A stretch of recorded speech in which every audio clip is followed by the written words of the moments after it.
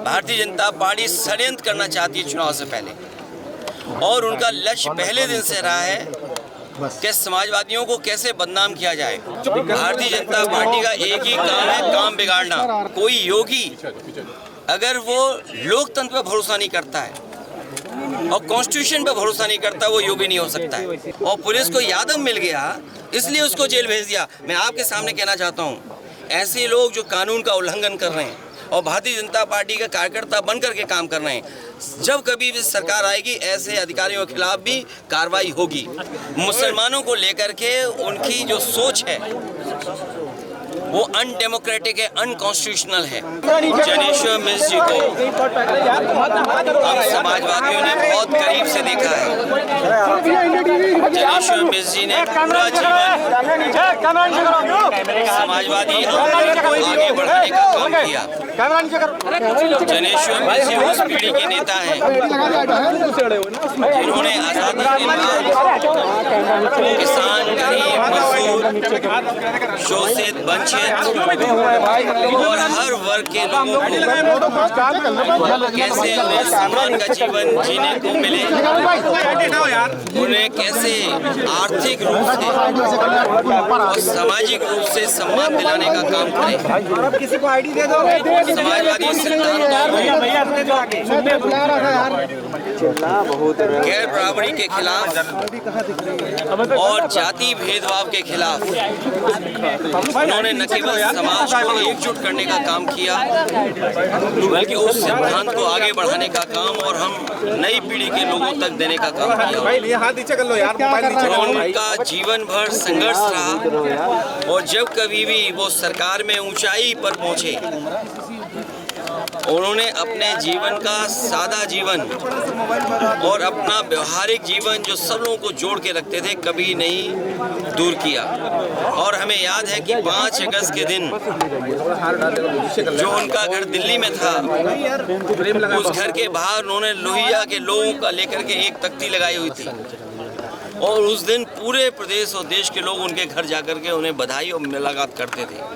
वो ऐसा संगम होता था जहाँ पर साहित्यकार, कवि, इंटेलेक्चुअल या समाज के हर वर्ग के लोग आकर के वहाँ मिलते थे। और समाजवादी नेता जनेश्वर मिश्र जी के उनके काम और उन्होंने जिस तरीके से हर वर्ग के लोगों को जोड़ के रखा, और उसी का परिणाम ये है कि आज भी समाजवादी आंदोलन जीवित है। इसको आगे बढ़ाना आज सबसे बड़ा, जब हम लोग जनेश्वर मिश्र जी को याद कर रहे हैं तो ये संकल्प लेकर के जा रहे हैं कि समाजवादी आंदोलन को और आगे बढ़ाने का काम करेंगे। सर, गोरखपुर जा रहे हैं आप, हरिशंकर तिवारी के जो चबूतरा बनाया था, भारतीय जनता पार्टी का एक ही काम है, भारतीय जनता पार्टी का एक ही काम है, काम बिगाड़ना। अगर हरिशंकर तिवारी जी की उनके परिवार के लोग या उनके अनुयायी या आसपास के लोग उन्हें सम्मान देना चाहते हैं, उनकी प्रतिमा लगाना चाहते हैं, तो सरकार को कहां से ये कानून याद आ जाते हैं और जानबूझ करके इस तरह का व्यवहार करते हैं, डराने का काम करते हैं। ये डरा करके, बुलडोजर दिखा करके या पुलिस को अपना कार्यकर्ता बना करके उससे कामयाब नहीं होंगे, क्योंकि जनता ने जो अभी सबक सिखाया इनको, जनता तैयार है, आने वाले समय में इनको और सबक सिखाने जा रहा है। क्या कहेंगे अयोध्या मामले में आपने ट्वीट भी किया था, नार्को टेस्ट के सामने। मेरे पत्रकार साथियों, सच्चाई आप भी जानते हो, भारतीय जनता पार्टी साजिश, चुनाव से पहले भारतीय जनता पार्टी षड्यंत्र करना चाहती है चुनाव से पहले, और उनका लक्ष्य पहले दिन से रहा है कि समाजवादियों को कैसे बदनाम किया जाए, और खास कर से के मुसलमानों को लेकर के उनकी जो सोच है वो अनडेमोक्रेटिक है, अनकॉन्स्टिट्यूशनल है। ये सोचिए, एक मुख्यमंत्री योगी, तो इसका मतलब ये है कि अगर कोई योगी अगर वो लोकतंत्र पर भरोसा नहीं करता है और कॉन्स्टिट्यूशन पर भरोसा नहीं करता, वो योगी नहीं हो सकता है। मैं 3 घटनाओं का उदाहरण देना चाहता हूं आपके सामने। पहली घटना हाथरस जिसमें एक साधु संत के कार्यक्रम के लिए परमिशन के लिए भारतीय जनता पार्टी के विधायक और नेताओं ने लिखा था, लेकिन जो प्रशासन को काम करना चाहिए था, जिस जिम्मेदारी से सुरक्षा और उन चीज़ों का इंतज़ाम करना था, वो नहीं किया, जिसका परिणाम ये हुआ कि बड़ी संख्या में लोगों की जान चली गई।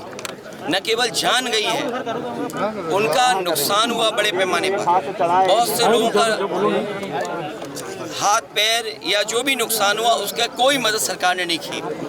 दूसरा, आपने देखा होगा गोमती नगर में, और जब मुख्यमंत्री ने सदन में ये कहा, सूची तो हालांकि बहुत लंबी थी, इसमें पुलिस का दोष कम है, पुलिस तो पूरी सूची दी थी, लेकिन भारतीय जनता पार्टी के जो मुख्यमंत्री और सरकार वो ये चाहती है कि पुलिस भी भारतीय जनता पार्टी की कार्यकर्ता बन जाए। ये जो नए तरह का काम हो रहा है कि पुलिस को भी ये भारतीय जनता पार्टी का कार्यकर्ता बना रहे हैं। जब पुलिस ने सूची दी सब नामों की, तो आखिरकार मुख्यमंत्री जी ने केवल यादव और मुस्लिम का नाम क्यों पढ़ा? और सच्चाई पुलिस भी जानती है कि जिसमें कि यादव का जिसका नाम लिया है, सुनने में आ रहा है कि वो फुटिंग में नहीं था, जो कैमरे की जो तस्वीर है उसमें नहीं है, वो कैमरे में नहीं था, क्योंकि वो चाय पीने गया था और पुलिस को यादव मिल गया, इसलिए उसको जेल भेज दिया। मैं आपके सामने कहना चाहता हूँ, ऐसे लोग जो कानून का उल्लंघन कर रहे हैं और भारतीय जनता पार्टी का कार्यकर्ता बन करके काम कर रहे हैं, जब कभी भी सरकार आएगी, ऐसे अधिकारियों के खिलाफ भी कार्रवाई होगी। और तीसरा उदाहरण, अभी रुक जाइए, तीसरा उदाहरण अयोध्या का, जिसमें कोई पॉलिटिकल पार्टी, अगर समाजवादी पार्टी ये बात कहती है कि डीएनए टेस्ट होना चाहिए, कैसे मुख्यमंत्री हैं ये, इन्हें कौन राय दे रहा है? ये कानून किसका संशोधित है? ये इन्हीं का संशोधित कानून है 2023 का, जिसमें ये कहा गया है कि डीएनए टेस्ट होना चाहिए अगर 7 साल से ज़्यादा किसी की सजा का कोई प्रावधान है तो क्या गलत मांगा? और उनके परिवार के लोग कह रहे हैं, और वहाँ भी पुलिस सच्चाई जानती है, हमारे पत्रकार साथी भी जानते हैं सच्चाई। वहाँ की पुलिस जब बीजेपी के इशारे पर और वो सच्चाई से अगर काम करना चाहते तो उन्होंने क्या किया? उन अधिकारियों के खिलाफ कार्रवाई कर दी। तमाम अधिकारी ऐसे हैं जो कह रहे हैं कि हमें तो नौकरी बचानी है, हम क्या करें? हम टेंशन में आ जाएं कि हम भी सर मार दें किसी आदमी के सर पे। आपने देखा नहीं बनारस में क्यूटो में क्या हुआ? अधिकारी पे इतना प्रेशर, इतना प्रेशर, इतना प्रेशर कि वो आकर के सर मार दिया उसके व्यापारी के। सोचिए आप, इसमें तमाम ऐसे लोग हैं, आप अकेले में बात करना कितने प्रेशर में जीवन जी रहे हैं। ये जो भार है इनके पास, मेडल बेल और ये तमाम लैनियार्ड और नेम प्लेट और तमाम उसके अलावा ऐसा भार है इनके ऊपर, ये काम नहीं कर सकते, न्याय नहीं दे सकते। और उसका परिणाम ये हुआ कि भेदभाव कर रहे हैं, और ये भेदभाव इसलिए कर रहे हैं कि इनको हर जगह राजनीति दिखाई दे रही है, वोट दिखाई दे रहा है। ये कितना भी कुछ कर लें, अब जनता को इनसे कोई उम्मीद नहीं है, और जब उम्मीद खत्म हो जाए किसी पॉलिटिकल पार्टी से तो समझ लेना उनका सफाया होना निश्चित है। ये जो हारे हैं, इतना बुरा हारे हैं, जनता इससे भी बुरा इन्हें हराएगी, तभी इनका इलाज हो सकता है।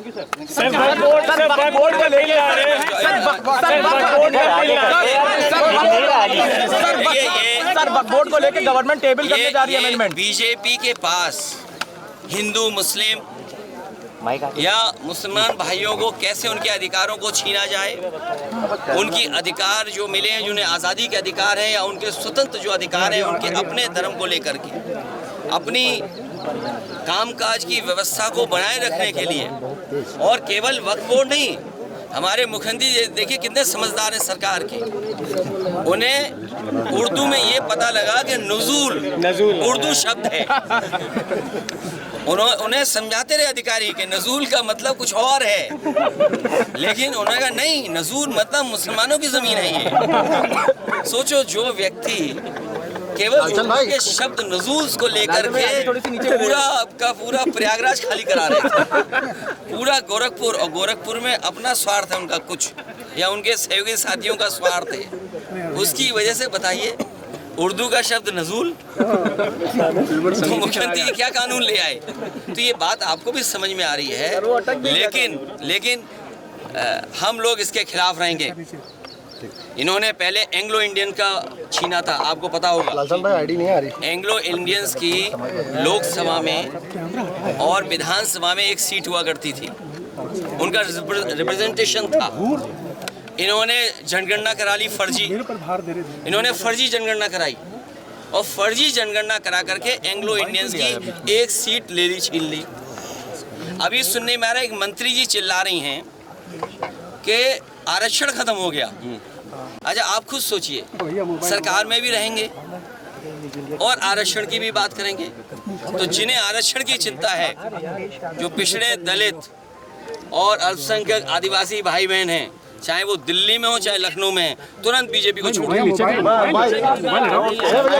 छोड़ दें।